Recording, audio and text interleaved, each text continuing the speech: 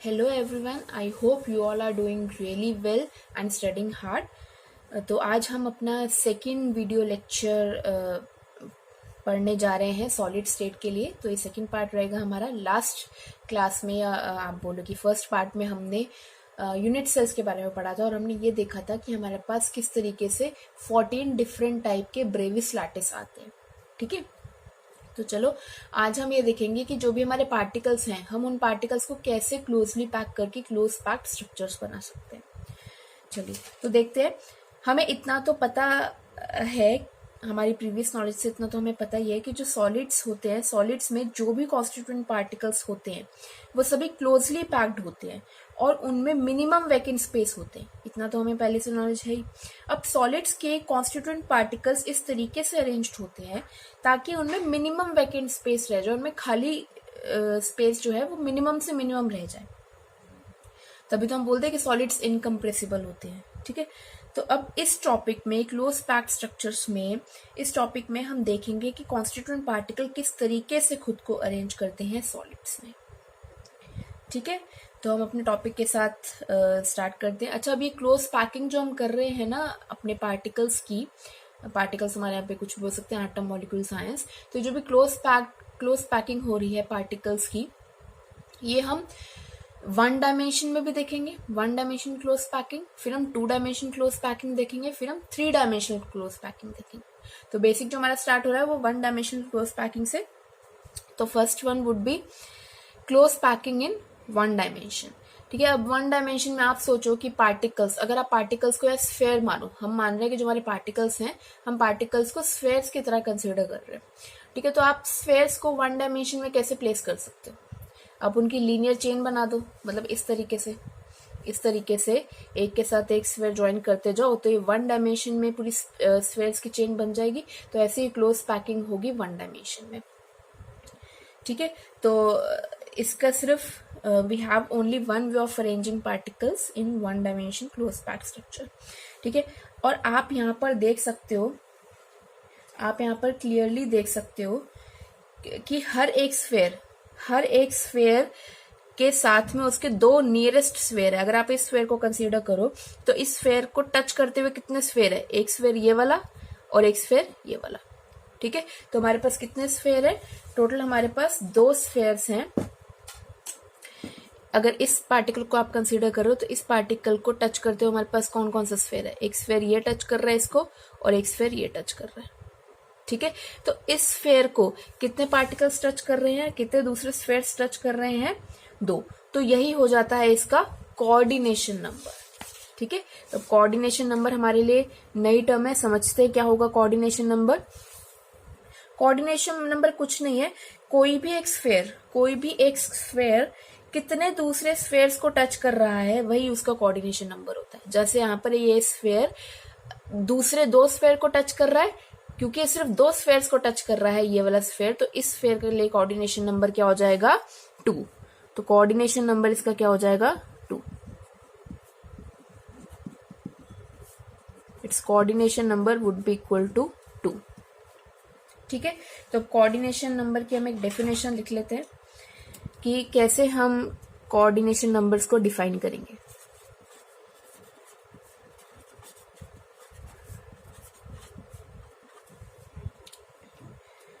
The number of coordination numbers is nothing but it is the number of nearest neighbors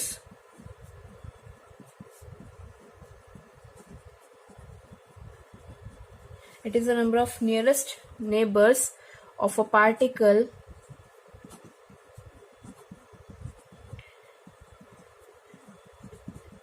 is called its coordination number. मतलब किसी भी एक particle को जितने दूसरे पार्टिकल टच कर रहे हैं, जितने number of other particles touch कर रहे हैं, उतना ही उस पार्टिकल के लिए उसका कोऑर्डिनेशन नंबर हो जाएगा। फाइन, तो डेफिनेशन आपको ध्यान रखनी है, ये हम आगे बहुत जगह पे यूज करेंगे।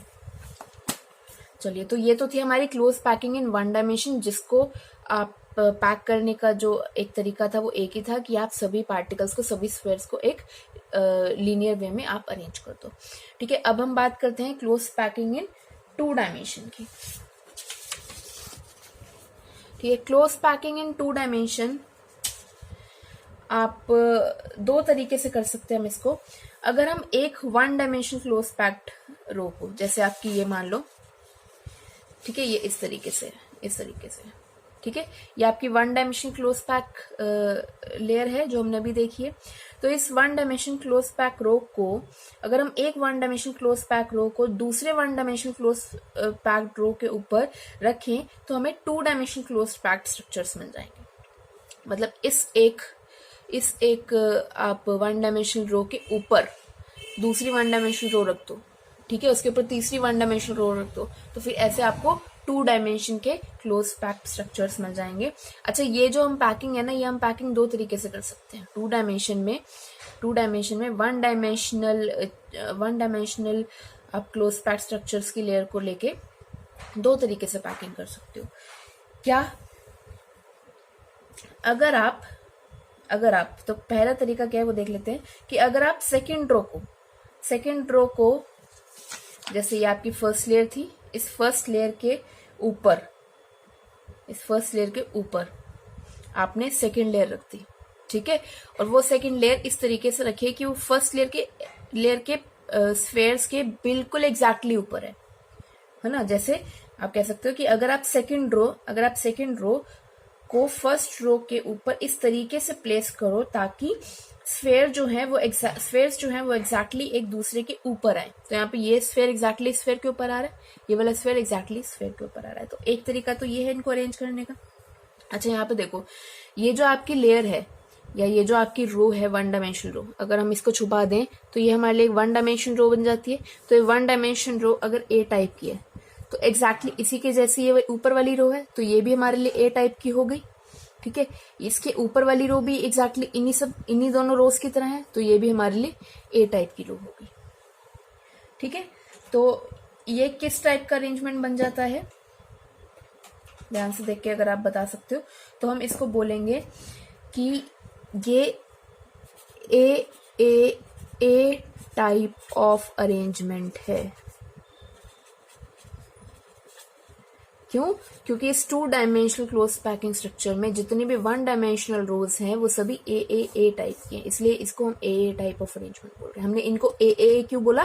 क्योंकि सारी सिमिलर रो हैं और एक रो एग्जैक्टली दूसरे रो के स्फेयर्स के ऊपर स्टैक्ड है, प्लेस्ड है, ठीक है। तो this type of arrangement is A type of arrangement.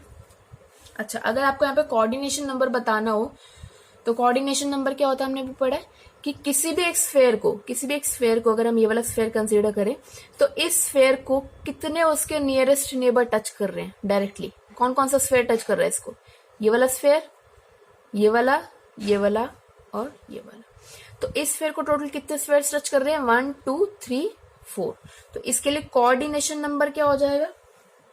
Directly हम बता सकते हैं इसका जो कोऑर्डिनेशन नंबर है वो हो जाएगा 4। क्यों? क्योंकि इसको 4 स्फेयर्स टच कर रहे हैं, तो its coordination number would be equal to 4, ठीक है। अच्छा, अब यहाँ पे एक इंटरेस्टिंग चीज क्या आती है वो ये है कि अगर आप इस स्फेयर को अटैच करते हो, ये 4 स्फेयर्स हैं, अगर आप इन चारों स्फेयर्स के सेंटर्स को ज्वाइन कर दो, इन चारों स्फेयर्स को एक दूसरे के सेंटर से ज्वाइन करो इस तरीके से, तो आपको कौन सी शेप मिल रही है? आपको एक स्क्वायर मिल रहा है, we are getting a square है, ठीक है।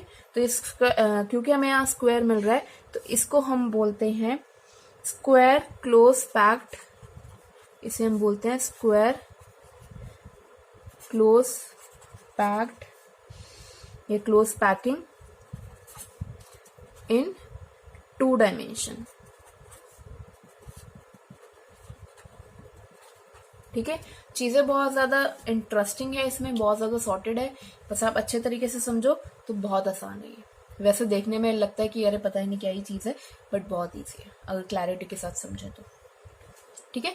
तो ये तो था हमारा क्लोज पैकिंग इन 2 डायमेंशन। 2 डायमेंशन में जो क्लोज पैकिंग है हम 2 तरीके से कर सकते हैं। एक तरीका तो हमने देख लिया, क्या है वो तरीका कि आप एक 1 डायमेंशनल रो के एग्जैक्टली ऊपर दूसरी 1 डायमेंशनल रो रखो, ठीक है।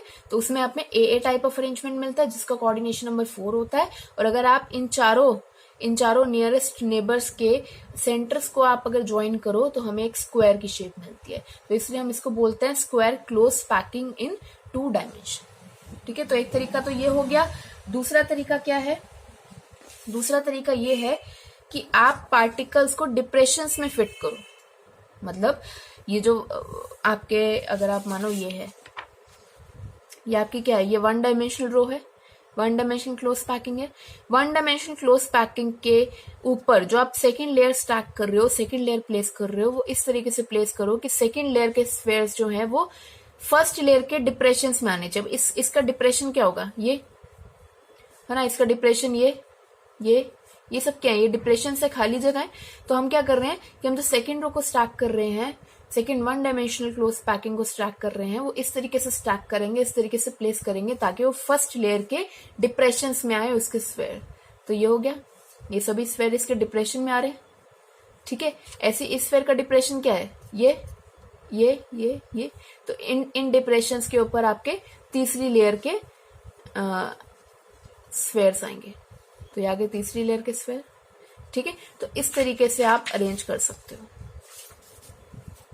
ये दूसरा तरीका हो गया क्लोज पैकिंग इन 2 डायमेंशन का। अच्छा, अगर आपको यहां पर कोऑर्डिनेशन नंबर बताना हो तो आप क्या बोलोगे? यहाँ पे कोऑर्डिनेशन नंबर क्या है? Can we identify coordination number क्या होगा? कोई भी एक स्फेयर उठा लो बीच में से, हमने ये वाला स्फेयर ले लिया। इस स्फेयर को कौन कौन से स्फेयर टच कर रहे हैं डायरेक्टली? ये वाला, this one, this one, this one, this one and this one. तो टोटल यहाँ किसी भी एक स्फेयर को देख सकते हो आप, तो टोटल यहाँ एक स्फेयर को कितने दूसरे स्फेयर टच कर रहे हैं? 1 2 3 4 5 6। तो इसका कोऑर्डिनेशन नंबर क्या हो गया? 6। ठीक है। अच्छा, अब next thing, type of arrangement देख लेते हैं। अगर ये वाली जो लेयर है, फर्स्ट लेयर, हमने इसको ए दे दिया नाम, तो सेकेंड लेयर क्या बिल्कुल एग्जैक्टली फर्स्ट लेयर के जैसी है? नहीं। फर्स्ट लेयर अगर लीनियर आ रही है तो सेकेंड लेयर उसके डिप्रेशन में आ रही है, तो हमने इसको बी नाम दे दिया। अच्छा, अब थर्ड लेयर देखते हैं। थर्ड लेयर आप देखोगे एग्जैक्टली फर्स्ट लेयर जैसी है ना। अगर ये फर्स्ट, सेकेंड, थर्ड, फोर्थ ऐसे करके लेयर है, तो जो फर्स्ट लेयर है और थर्ड लेयर है ये एग्जैक्टली एक जैसे हैं, तो जो फर्स्ट लेयर को आपने नाम दिया है वही आप थर्ड लेयर को दोगे, तो इसका नाम भी क्या हो जाएगा? ए। अब फोर्थ लेयर और सेकेंड लेयर सेम है, तो इसका नाम भी हो जाएगा बी। तो किस टाइप का अरेंजमेंट है? A B A B. तो type of arrangement is A B A B. तो here we have A B type of arrangement.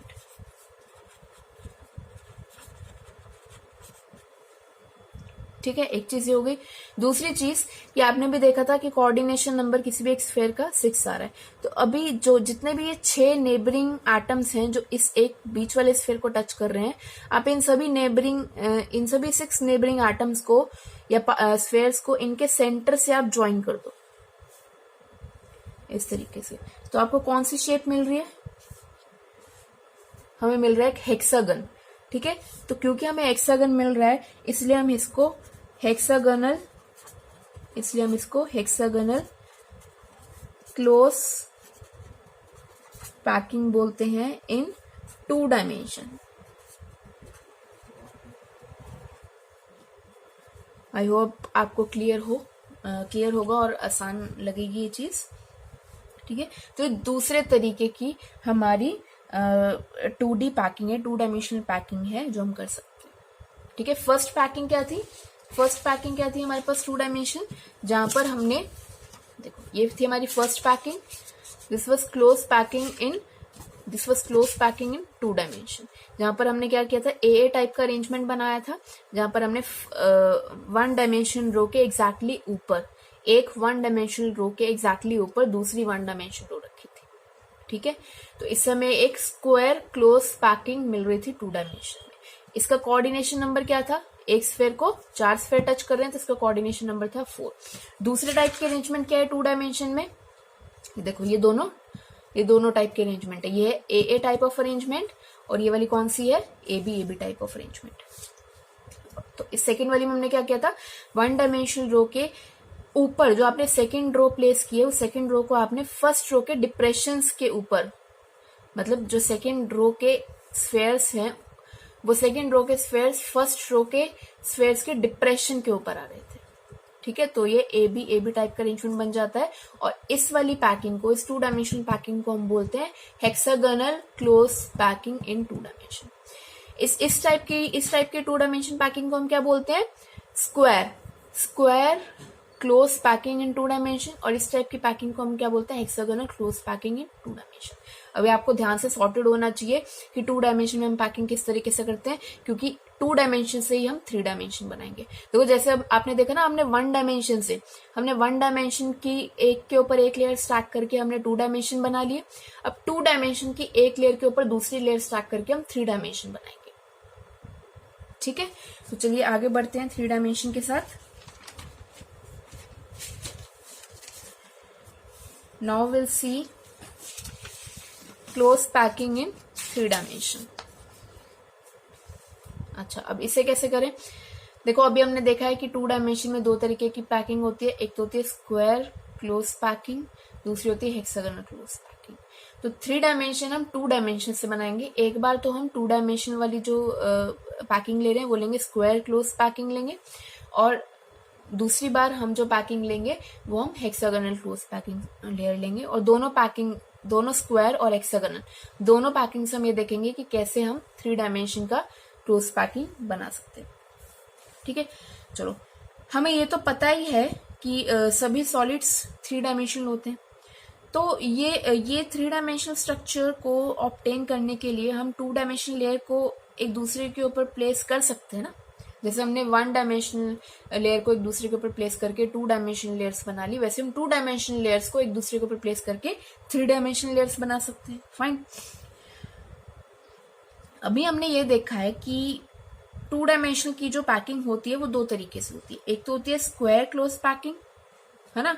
2 dimension की जो पैकिंग होती है वो हमारी 2 तरीके से होती है। कौन कौन से? एक तो होती है स्क्वायर क्लोज पैकिंग, और दूसरी कौन सी होती है? दूसरी होती है हेक्सागोनल क्लोज पैकिंग। तो पहले हम देखेंगे स्क्वायर क्लोज पैकिंग और फिर हम आएंगे हेक्सागोनल क्लोज पैकिंग पर। ठीक है, चलिए आगे बढ़ते हैं। तो इन्हीं 2 डायमेंशन क्लोज पैकिंग से हम 3 डायमेंशन क्लोज पैकिंग बनाएंगे। तो पहला क्या है? पहला हम क्या बना रहे हैं? From 2 dimension close packed layer, हम बना रहे हैं। देखो इस तरीके के जो 3D क्लोज पैक्ड स्ट्रक्चर को बनाने के लिए एक स्क्वायर क्लोज पैक्ड लेयर को हम दूसरे स्क्वायर क्लोज पैक्ड लेयर के ऊपर प्लेस करेंगे या स्टैक करेंगे। हमने क्या किया? एक स्क्वायर क्लोज पैक्ड लेयर लेंगे, ठीक है, उस एक स्क्वायर क्लोज पैक्ड लेयर के ऊपर हम दूसरी स्क्वायर क्लोज पैक्ड लेयर को अलाइन करेंगे। ठीक है, ताकि जो ऊपर वाली लेयर है, ताकि जो ऊपर वाली लेयर के स्फेयर्स हैं वो एग्जैक्टली लोअर लेयर के स्फेयर्स के ऊपर आए।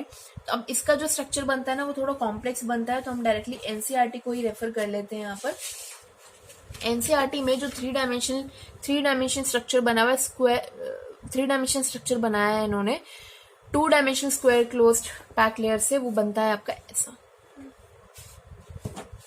ठीक है, इस तरीके से। आई थिंक हम देख पा रहे हैं इसको।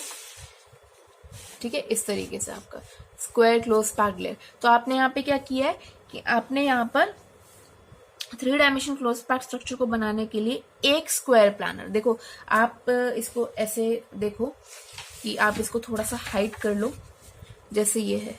ठीक है, आपने ये वाली लेयर यहाँ से हाइड कर ली और आपने ये वाली लेयर यहाँ से हाइड कर ली। ये अभी आपको कैसी लेयर लग रही है? अभी आपने पढ़ी है, ये 2 डायमेंशन लेयर लग रही है ना। ये स्क्वायर, ये आपकी स्क्वायर क्लोज पैक्ड स्ट्रक्चर लग रहा है 2 डायमेंशन में। ठीक है, अभी क्या करो? अभी आप इस एक लेयर के पीछे आप और ऐसे स्क्वायर क्लोज पैक्ड स्ट्रक्चर्स रखते जाओ 2 डायमेंशन के। तो एक 2 डायमेंशन की स्क्वायर क्लोज पैक्ड स्ट्रक्चर ये हो गया। इसके पीछे आप एक एक करके रखते जाओ। तो ये दूसरी हो गई, दूसरी लेयर आ गई, फिर ये तीसरी लेयर आ गई। ठीक है, फिर ये आपकी 4th लेयर आ गई। इस तरीके से आप प्लेस कर सकते हो। तो फाइनली आपने ये देखा कि जो 4th लेयर से आपके पास क्या बना है। अगर आप इनको नाम दो तो ये क्या है? ये वाली लेयर आपकी, ये 1st लेयर, ये वाली जो पूरी लेयर है, दिस लेयर इज ए। अगर आप इस लेयर को ए बोलो तो पीछे वाली लेयर भी तो इसके एग्जैक्टली सेम है, तो पीछे वाली लेयर भी ए, इसके पीछे वाली लेयर भी ए और इसके पीछे वाली लेयर भी ए। तो ये किस टाइप के अरेंजमेंट बनाता है? स्क्वायर क्लोज पैक स्ट्रक्चर जो 3 डायमेंशन बनाता है, किस टाइप के अरेंजमेंट बनाता है? ये हमें बना के देता है ए type of arrangement.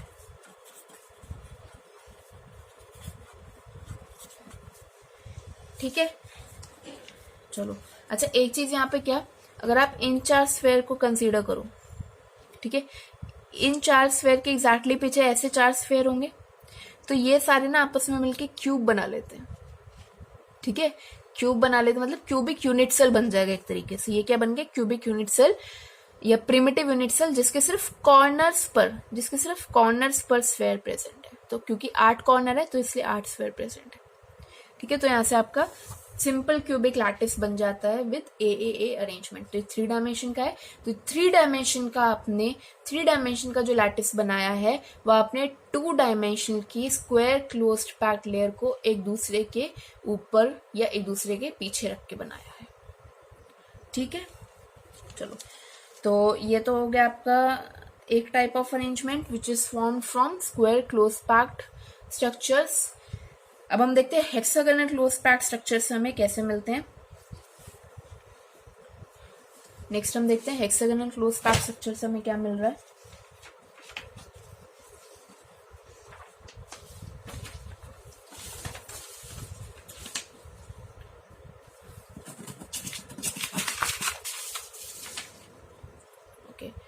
Now from 2 dimensional hexagonal close packed layer, पहले हमने क्या देखा है?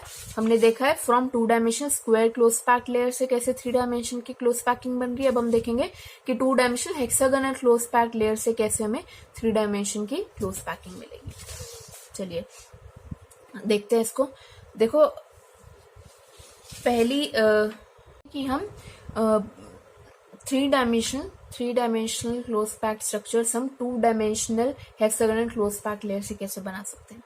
आपको पता होगा कि हेक्सागोनल जो 2 डायमेंशन की हेक्सागोनल क्लोज पैक्ड लेयर है वो इस तरीके से होती है कुछ। ठीक है, इस तरीके की होती है जहां पर ये ए बी टाइप का अरेंजमेंट होता है। हमने 2 डायमेंशन में देखी थी।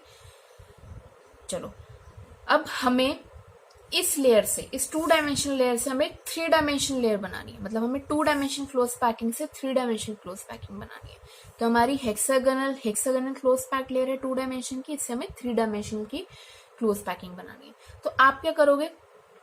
देखो, आप यहाँ पर ये काम कर सकते हो। आपको क्या करना है यहाँ पर कि ट्रायंगुलर वॉइड्स, अब आपके लिए एक नई टर्म आ रही है, ट्रायंगुलर वॉइड्स। पहले तो आपको ये समझना पड़ेगा वॉइड्स का मतलब क्या होता है। वॉइड्स का मतलब होता है एम्प्टी स्पेस, खाली जगह।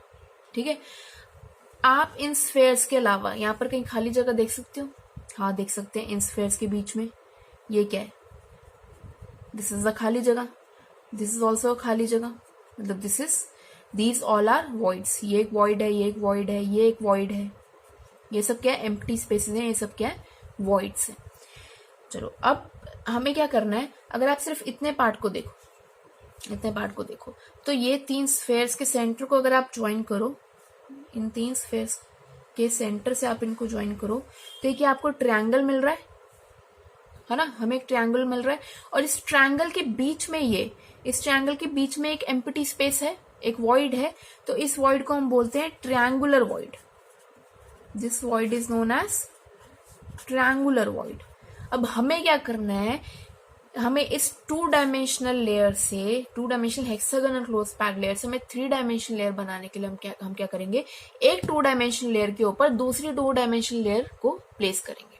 ठीक है, हमें किस तरीके से प्लेस करना है? ये हमारी 2 डायमेंशन लेयर के ऊपर हम जो दूसरी 2 डायमेंशन लेयर प्लेस करेंगे वो इस तरीके से करेंगे कि जितने भी ट्रायंगुलर वॉइड्स हैं ये दूसरी लेयर के स्फेयर से ढके जाएं, कवर हो जाए।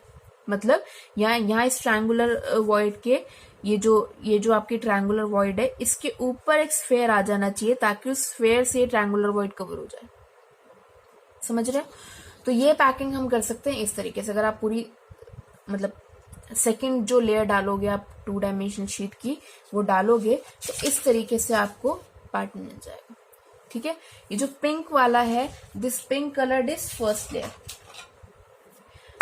हम यहाँ साइड में लिख लेते हैं। ये पिंक का मतलब क्या है, this is the first layer, first 2 dimensional layer, ठीक है। और जो ग्रीन वाली है ये सेकंड लेयर है, ये पिंक के ऊपर प्लेस की गई है, तो green one is second layer. Fine, यहां तक तो हमें क्लैरिटी आ गई होगी। चलिए, तो ये हमने क्या किया, हमने जो पिंक कलर के ऊपर, पिंक कलर्ड लेयर के ऊपर जितने भी ट्रायंगुलर वॉइड्स थे ना, उन सब ट्रायंगुलर वॉइड्स को हमने कवर किया है। किस तरीके से कवर किया है, हमने इन सभी ट्रायंगुलर वॉइड्स के ऊपर, मतलब हमने जो सेकंड शीट लगाई है वो इस तरीके से लगाई है, second 2 dimensional close packed layer इस तरीके से लगाया है ताकि हमारे सभी ट्रायंगुलर वॉइड्स कवर हो जाए। तो कवर होके किस तरीके से होगा, ये इस तरीके से, ठीक है। तो आप ध्यान रखो कि सेकंड लेयर को इस तरीके से प्लेस करो फर्स्ट लेयर के ऊपर, ताकि फर्स्ट लेयर के सभी ट्रायंगुलर वॉइड्स कवर हो जाएं, ठीक है। ये हम कोशिश कर सकते हैं कि सभी ट्रायंगुलर वॉइड्स कवर हो जाएं, बट एक्चुअली सभी ट्रायंगुलर वॉइड्स कवर नहीं होते, ये बात आपको ध्यान पे रखनी पड़ेगी, ठीक है। तो अब यहाँ पर एक नई चीज आ रही है हमारे लिए, वो क्या कि अगर आप इस पूरे 3 डायमेंशन स्ट्रक्चर के कुछ पार्ट्स को देखो, जैसे कुछ पार्ट मतलब जैसे आपका ये वाला पार्ट, ठीक है, हम इस पार्ट को कंसीडर करते हैं, सपोज हम इस वाले पार्ट को कंसीडर कर रहे हैं, ठीक है। इतना पोर्शन लो, तो इतने पोर्शन में आप क्या देख रहे हो कि नीचे वाली लेयर के ये 3 पिंक स्फेयर है, ठीक है। उसके ऊपर क्या है, एक लेयर, उसके ऊपर जो सेकंड लेयर है उसका ग्रीन वाला स्फेयर आ रहा है, ठीक है। अब यहाँ पर खाली जगह है कहीं, यहाँ पर क्या वॉइड है, हाँ है। कैसे है, ये जो 3 आपके स्फेयर्स हैं ये नीचे वाले शीट पर है, 3 स्फेयर्स जो नीचे वाली शीट पर हैं उनके बीच में ट्रायंगुलर वॉइड थे ना, उस ट्रायंगुलर वॉइड को ऊपर से कवर किया है ग्रीन वाले स्फेयर ने, बट फिर भी बीच में तो कुछ खाली जगह रह जाएगी, ठीक है। बीच में जो खाली जगह रह जाएगी उसको हम क्या बोलेंगे, उसको भी हम वॉइड ही बोलेंगे, ठीक है, उसको भी हम वॉइड बोलेंगे। पर किस तरीके से आप उसको वॉइड बोलोगे हमें देखना पड़ेगा। जैसे ट्रायंगुलर वॉइड को, जैसे आप यहाँ पर देखो, ट्रायंगुलर वॉइड को 3 स्फेयर सराउंड कर रहे थे, वैसे यहाँ पर इस खाली जगह को 4 स्फेयर सराउंड कर रहे हैं। कैसे सराउंड कर रहे हैं, ये जो 4 स्फेयर्स हैं ये इस तरीके से, ठीक है, ये 4 स्फेयर है। ये जो बीच में खाली जगह है ना, इस ग्रीन वाले स्फेयर के नीचे जो खाली जगह है और इन तीनों के बीच में जो खाली जगह है, इन तीनों के बीच में और ग्रीन वाले स्फेयर के नीचे जो खाली जगह है उसको बोलोगे वॉइड, ठीक है। हम उसको क्या बोलेंगे, हम उसको बोलेंगे वॉइड, नो डाउट। पर वो वॉइड किस तरीके की होगी, वो जो वॉइड है, वो जो एम्प्टी स्पेस है वो 4 स्फेयर्स के बीच में, तो हम उसे बोलेंगे टेट्राहेड्रल वॉइड। उस वॉइड को हम बोलेंगे क्या, टेट्राहेड्रल वॉइड, ठीक है। आप इसकी एब्रीविएशन के लिए हम इसको कहीं टीवी भी ऐसे यूज कर लेंगे, टीवी मतलब टेट्राहेड्रल वॉइड, ठीक है। तो एक वॉइड तो ये हो गई। अब देखो ये मतलब बहुत जगह आपको मिल जाएंगी टेट्राहेड्रल वॉइड, जैसे आपका, अब देखो यहाँ आपको कहीं टेट्राहेड्रल वॉइड और मिल रही है, यहाँ पर, हाँ जी, ये है टेट्राहेड्रल वॉइड, ठीक है, ये है टेट्राहेड्रल वॉइड। क्यों, क्योंकि ये तो 3 स्फेयर ऊपर वाली लेयर के और नीचे वाली लेयर का है दूसरा स्फेयर। ऐसा नहीं कि टेट्राहेड्रल वॉइड ऐसी दिखेगी, टेट्राहेड्रल वॉइड आपको इस तरीके से भी दिख सकती है, इस तरीके से भी आपको टेट्राहेड्रल वॉइड दिख सकती है। वो मतलब one and the same thing होगी कि सेकेंड लेयर के स्फेयर्स इस तरीके से दिखे 3, ठीक है, और उसके नीचे आपका फर्स्ट लेयर का sphere. Pink represents first layer, तो फर्स्ट लेयर का स्फेयर है, और ग्रीन रिप्रेजेंट्स सेकेंड लेयर। तो ये भी टेट्राहेड्रल वॉइड है और ये वाली जो वॉइड है ये भी टेट्राहेड्रल वॉइड है, कोई फर्क नहीं है दोनों में, दोनों ही टेट्राहेड्रल वॉइड्स हैं, ठीक है। तो ये आपकी एक टेट्राहेड्रल वॉइड होगी। और कहीं हम टेट्राहेड्रल वॉइड को देख सकते हैं, देखिए आप एनालाइज करें, ये है हमारी टेट्राहेड्रल वॉइड। और कौन सी टेट्राहेड्रल वॉइड है हमारी, ये वाली, ये टेट्राहेड्रल वॉइड है, ये टेट्राहेड्रल वॉइड, टेट्राहेड्रल देन ऐसे आपको दिख जाएगी सारे कहीं ना कहीं टेट्राहेड्रल वॉइड। ये है tetrahedral, these are also tetrahedral, ठीक है। ये है टेट्राहेड्रल हमारी, ये है टेट्राहेड्रल, ये है टेट्राहेड्रल। तो ये सभी क्या है, टेट्राहेड्रल वॉइड्स। और भी हो सकती है, ये है टेट्राहेड्रल, ये है टेट्राहेड्रल। इस तरीके से आप फाइंड आउट कर लोगे, आपको दिक्कत आनी नहीं चाहिए। ठीक है, अब इसके अलावा और कोई पैटर्न आप सर्च कर पा रहे हो जहां पर वॉइड आए? और कोई पैटर्न जहां पर वॉइड आए? तो देखो, एक पैटर्न हमारे पास बन जाता है जहां पर वॉइड आ रही है, जो कि है आपका ये वाला पैटर्न। इतने एरिया में देखो, इन द सर्कुलर वे में देखो, यहाँ पर क्या है, जो फर्स्ट लेयर है पिंक वाली लेयर का एक स्फेयर, दूसरा स्फेयर, तीसरा स्फेयर, ठीक है। इन 3 स्फेयर के ऊपर जो सेकंड लेयर प्लेस की गई है उसके स्फेयर्स इस तरीके से। तो यहाँ पर बीच में कहीं एक खाली जगह है ना, ये खाली जगह है, ये वॉइड है। अब ये जो वॉइड है, इस वॉइड को कितने स्फेयर सराउंड कर रहे हैं? 3 ग्रीन वाले और 3 पिंक वाले, तो टोटल 6 स्फेयर इसको सराउंड कर रहे हैं, है ना। इस वाली वॉइड को, इस वाली एम्प्टी स्पेस को 6 स्फेयर सराउंड कर रहे हैं, तो इसलिए हम इसको बोलते हैं ऑक्टाहेड्रल वॉइड। और ऑक्टाहेड्रल वॉइड हमें कुछ इस तरीके से दिखती है। ये वाला पैटर्न और ये वाला पैटर्न सेम है, दिस होल पैटर्न, और आपका ये वाला पैटर्न सेम है। अच्छा, यहाँ पर ये जो बीच में एम्प्टी स्पेस है, जो वॉइड है, उसको हम क्या बोलेंगे? Octahedral void. क्यों हमने बोला इसको ऑक्टाहेड्रल वॉइड? क्यों बोला? क्योंकि ये जो एम्प्टी स्पेस है ये 6 स्फेयर से सराउंडेड है, इसलिए ये बन गई हमारी ऑक्टाहेड्रल वॉइड। ठीक है, तो इस तरीके से आप वॉइड्स देख सकते हो। Why these are called as octahedral voids? Because such voids, हम यहाँ पे लिख लेते हैं, because such voids are surrounded by 6 spheres। ठीक है, एग्जैक्टली सेम तरीके से हमने इसको टेट्राहेड्रल वॉइड क्यों बोला था? क्योंकि ये वाली जो वॉइड थी 4 स्फेयर से 4 स्फेयर से सराउंडेड थी। ठीक है, इसलिए हमने इसको बोला था टेट्राहेड्रल वॉइड।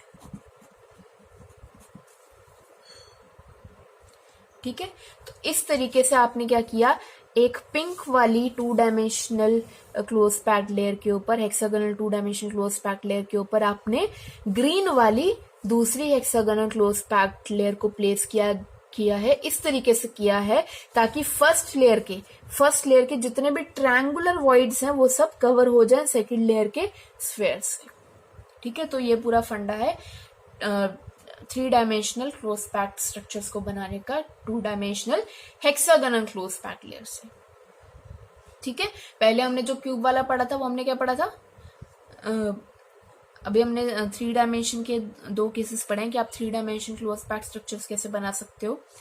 2 डायमेंशन से कैसे बना सकते हो कि या तो आप 2 डायमेंशन की स्क्वायर क्लोज पैक्ड लेयर को प्लेस करो, एक के पीछे एक या एक के ऊपर एक, तो आपको क्या मिल जाता है? सिंपल क्यूबिक मिल जाता है, सिंपल क्यूबिक लैटिस मिल जाता है। ठीक है, दूसरा तरीका क्या है कि वहां पर तो आप स्क्वायर क्लोज पैक्ड लेयर से आप 3 डायमेंशन सिंपल क्यूबिक लैटिस बना रहे थे। यहाँ पे आप क्या कर रहे हो? यहाँ पर आप यहाँ पर आपने हेक्सागोनल क्लोज पैक्ड लेयर से 3 डायमेंशनल अपना क्लोज पैक्ड स्ट्रक्चर बनाया।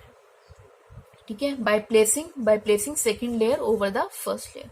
अभी आपने फर्स्ट लेयर के ऊपर सेकंड लेयर प्लेस की है, अब हम क्या करेंगे? हम सेकंड लेयर के ऊपर थर्ड लेयर प्लेस करेंगे। मतलब ये 2 लेयर बन गई है, इन 2 लेयर के ऊपर हम अब थर्ड लेयर्स को प्लेस करेंगे।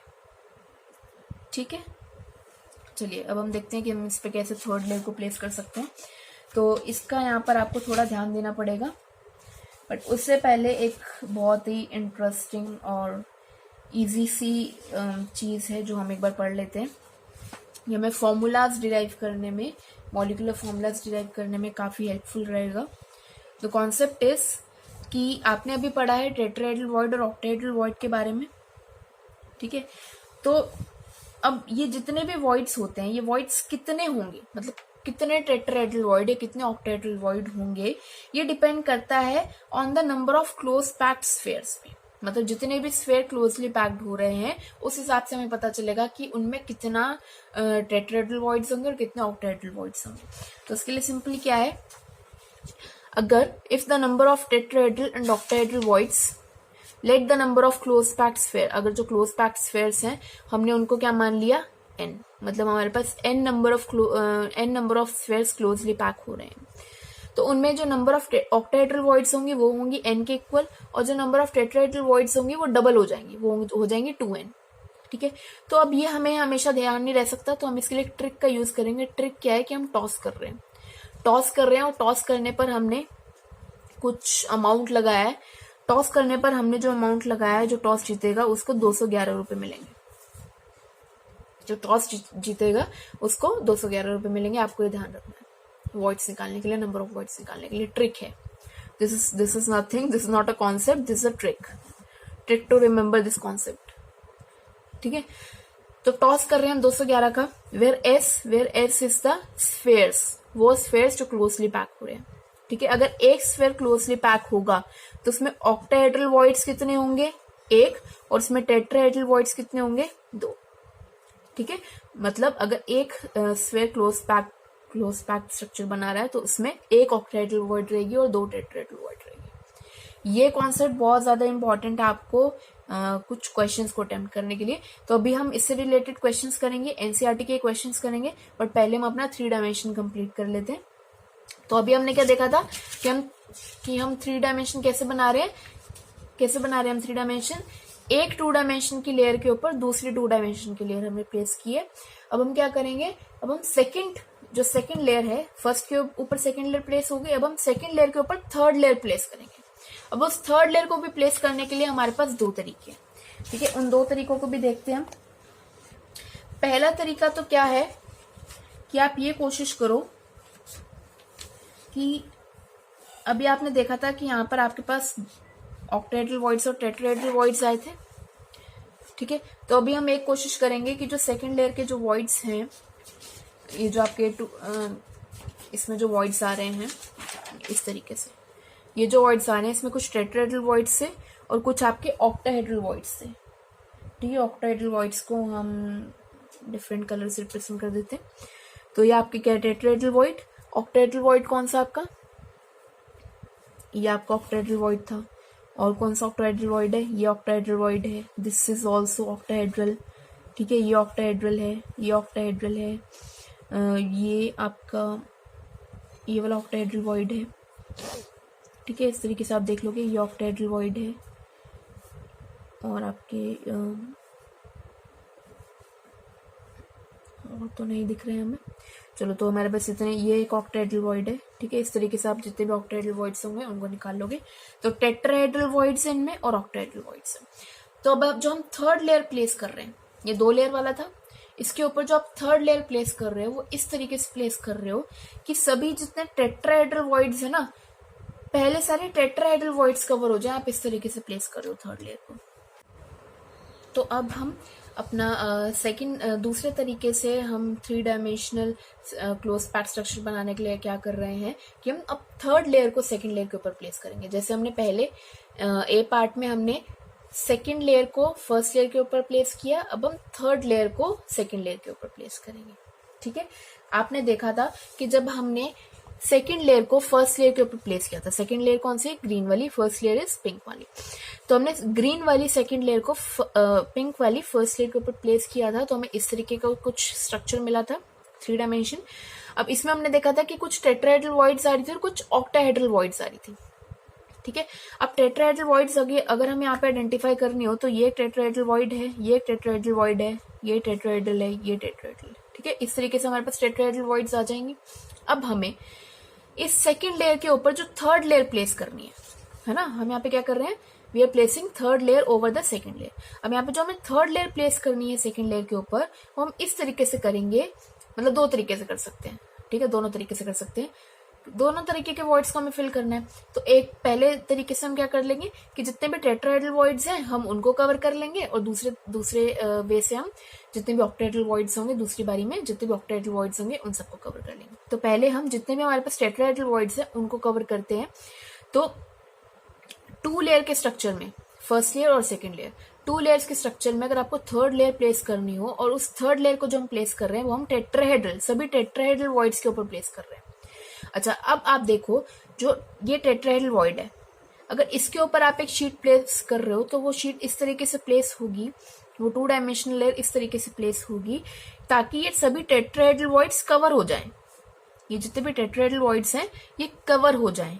ठीक है, कवर हो जाए मतलब एग्जैक्टली इन टेट्राहेड्रल वॉइड्स के ऊपर। अब देखो आप थोड़ा देखना, ये ओवरलैप करेगा। अभी इस टेट्राहेड्रल वॉइड के ऊपर अगर मुझे स्फीयर रखना हो तो स्फीयर ऐसे तो रखा जाएगा।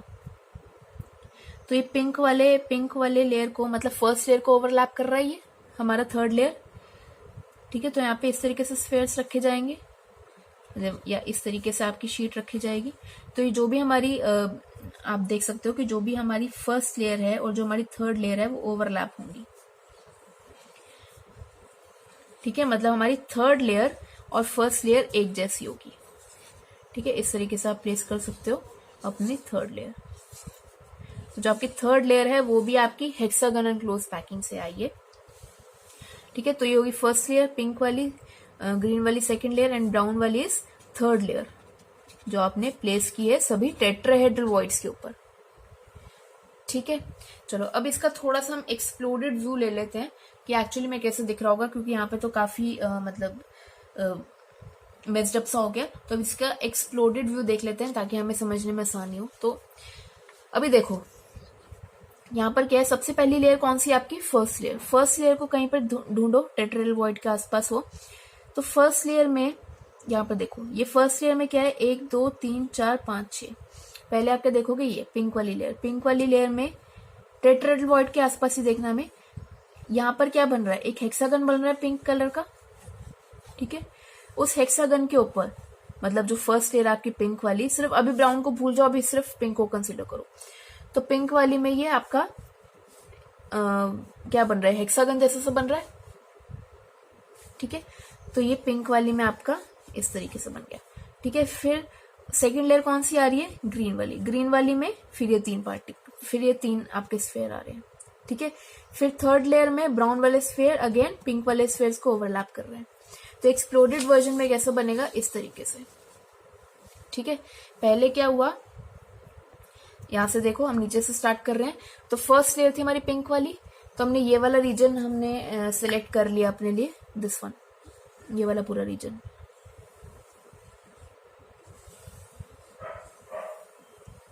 ठीक है, ये वाला पूरा रीजन हमने देख लिया, क्योंकि यहाँ पे हमारे बीच में टेट्राहेड्रल वॉइड आ रही है जो कि हमने कवर की थी।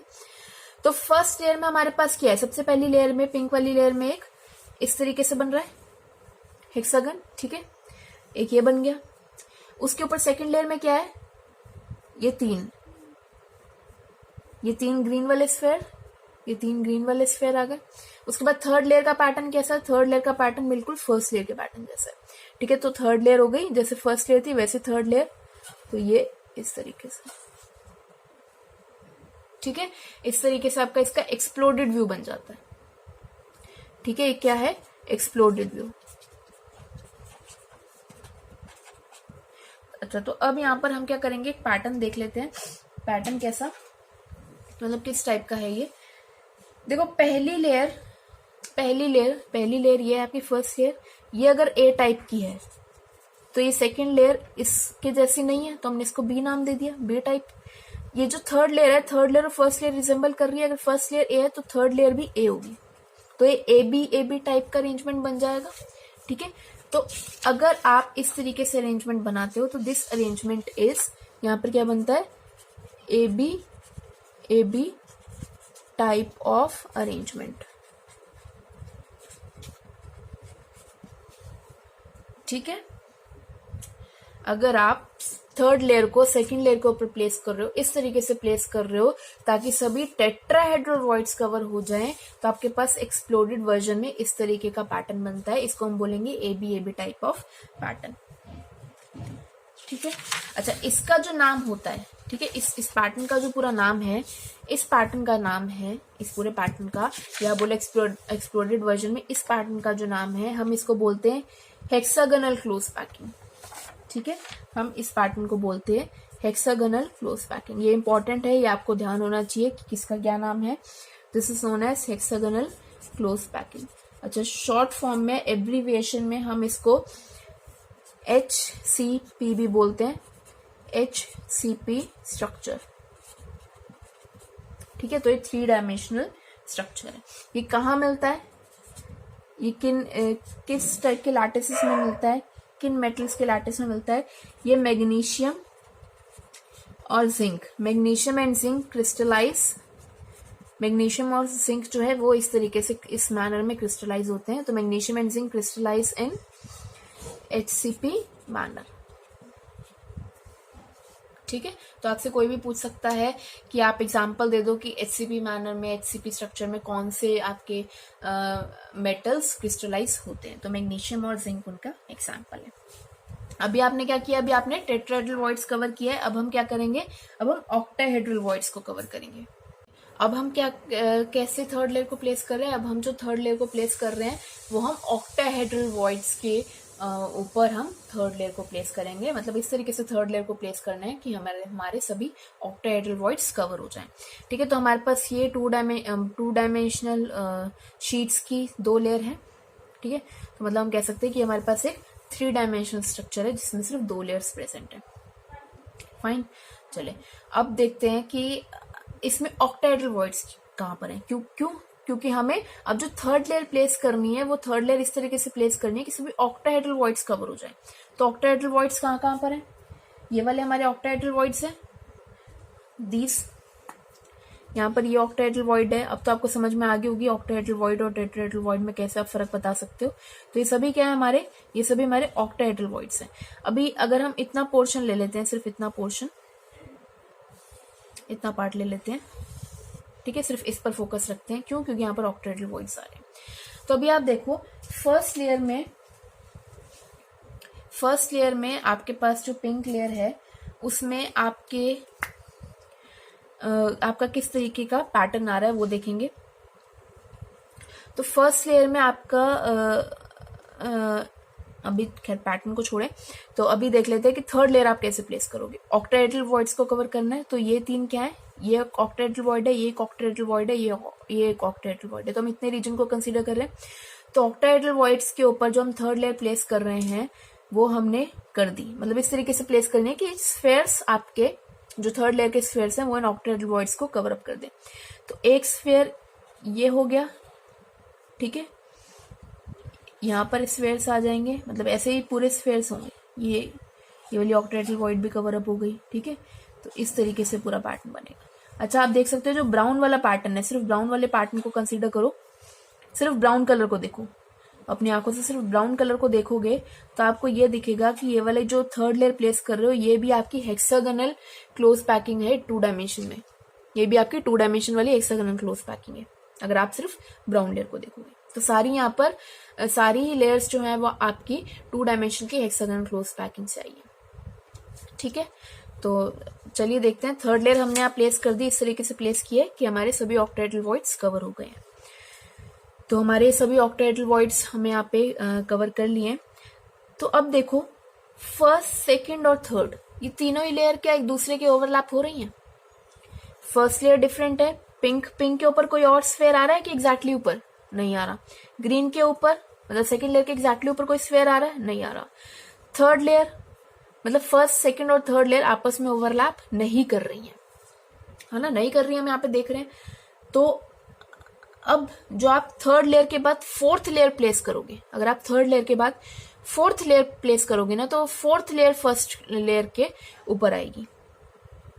ठीक है, तो अब जो आपका यहाँ पर जो पैटर्न बन रहा है इस तरीके से बनेगा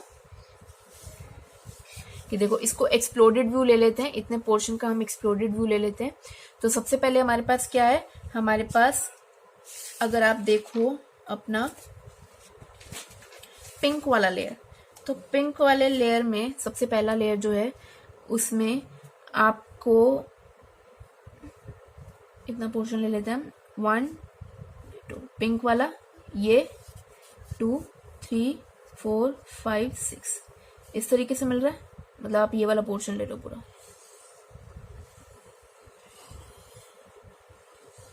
दिस हाईलाइटेड वन, इतना पोर्शन कंसीडर कर रहे हो। तो यहाँ पर सबसे पहले फर्स्ट लेयर देखो, मैं एक्सप्लोडेड वर्जन ले रहे हैं, तो सबसे पहले फर्स्ट लेयर देखो। फर्स्ट लेयर में क्या दिख रहा है आपको, पिंक कलर की स्फेयर को आप कंसीडर करोगे तो ऐसे 1 2 3 4 5 6 7। ठीक है, तो पिंक लेयर की स्फेयर्स किस तरीके से अरेंज है, हम थोड़ा रफ में बना लेते हैं इसको। तो इस तरीके से ये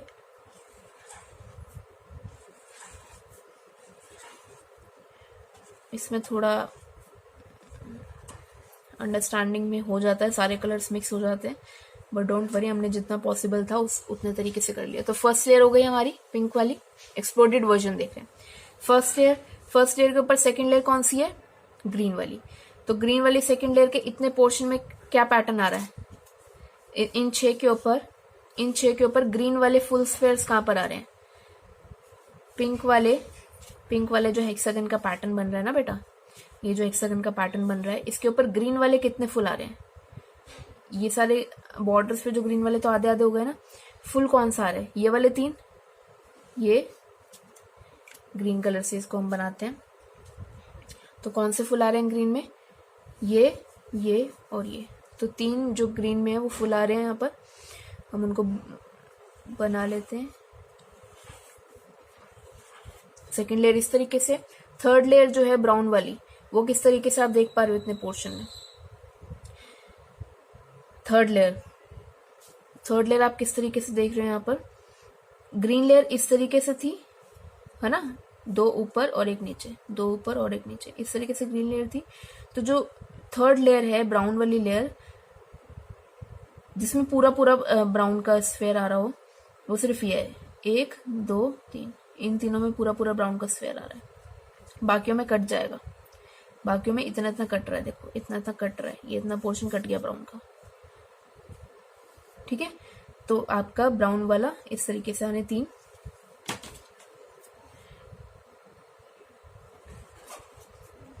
ये थर्ड लेयर हो गई आपकी ब्राउन वाली, ठीक है।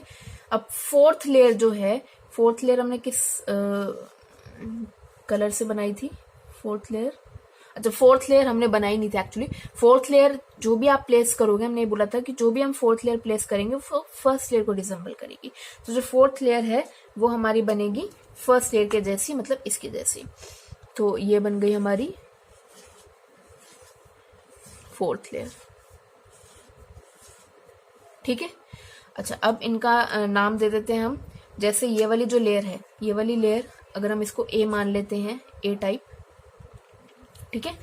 अगर ये ए टाइप है तो ये वाली लेयर कौन सी है? ग्रीन वाली। दिस ग्रीन वाली इज बी टाइप, क्योंकि ये दोनों सिमिलर नहीं है।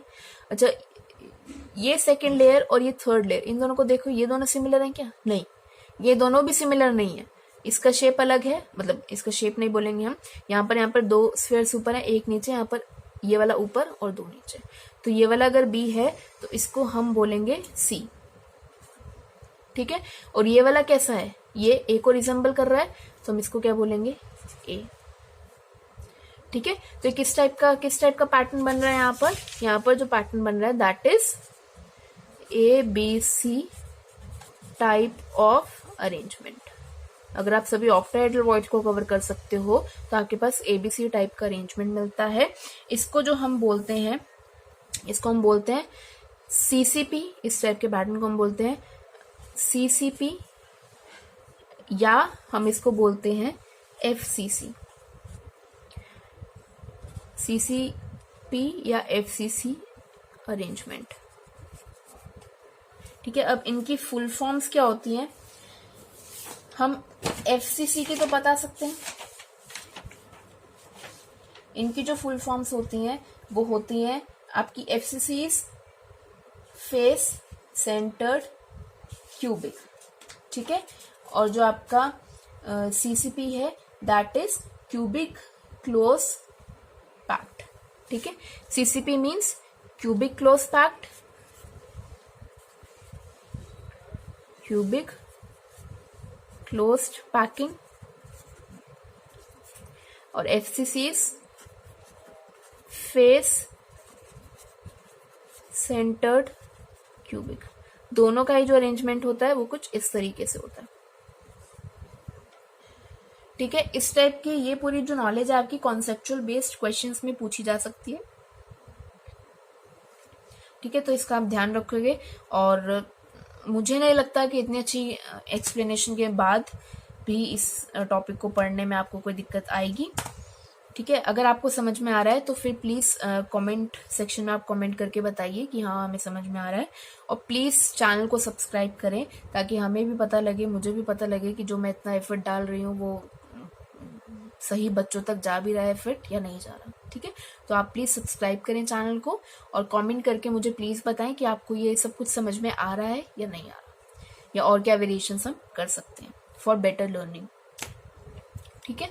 तो ये इस तरीके से हमने 3 डायमेंशन क्लोज पैक स्ट्रक्चर बना लिए हैं। अच्छा, यहाँ पर अगर आपको कोऑर्डिनेशन नंबर बताना हो, चलो यहाँ पे आपको इसमें हमें बताना है कि कोऑर्डिनेशन नंबर क्या होगा भाई। कोऑर्डिनेशन नंबर हमने देखा था, स्टार्टिंग में देखा था वीडियो लेक्चर के। हाँ जी, तो क्या होगा कोऑर्डिनेशन नंबर। आप कोई भी एक स्फेयर उठा लो इनमें से, एक्सप्लोडेड वर्जन है ना ये, तो एक्सप्लोडेड वर्जन ज्यादा इजी रहता है समझने के लिए, इसमें तो सब कुछ मेस्ड अप हो जाता है, तो एक्सप्लोडेड वाले इज बेटर फॉर अंडरस्टैंडिंग।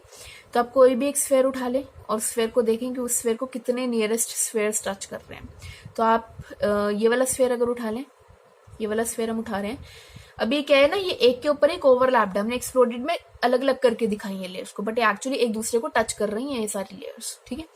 तो इसको कौन कौन टच कर रहा होगा, 1 2 3 4 5 6 7 7, तो आपके क्या होगा, ये वाले स्फेयर, 2 ये वाले कर रहे हैं 8 9, और 3 ये वाले कर रहे हैं 10 11 12, ठीक है।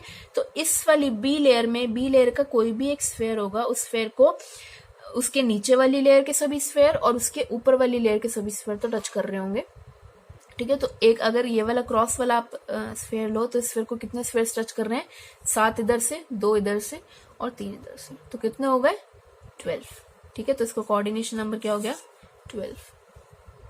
तो इस तरीके से आप बता सकते हो।